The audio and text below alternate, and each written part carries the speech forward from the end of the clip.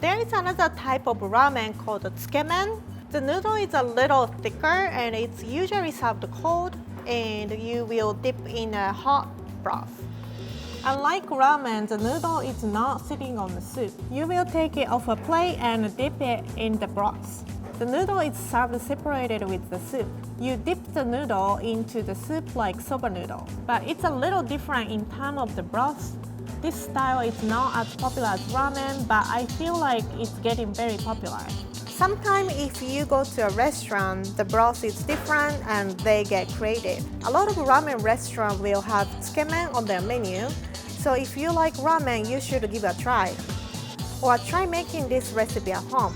It's very easy to make. Broth is very condensed and very thick. I think it's a great summer noodle recipe. You are not slapping hot broth out of a bowl like ramen. Instead, you will have a nice, refreshing cold noodle and dip. This recipe is also developed by Daiki in Tasty Japan.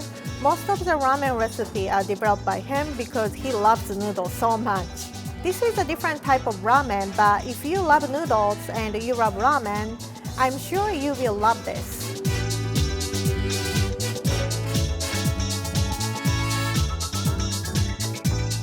Also, there is a trick to make pasta into ramen flavored noodle. So when you are boiling water, add 1 tablespoon of baking soda and add angel hair pasta. And once you cook the noodle, it tastes like ramen noodle. It's a great hack. I want to make a video about it, but I haven't had time yet. So here I'm just telling you it now. If you don't have an Asian market or access to ramen noodle, just boil a pot of water and add baking soda and salt, and it does the trick.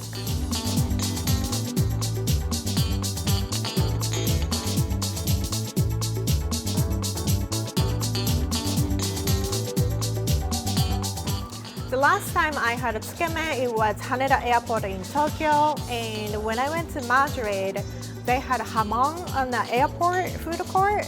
I feel like some airports step up their airport food game. Just saying. Tsukemen is very refreshing and it's very different from ramen. If you never try it, please try this recipe. I'm sure you will love it.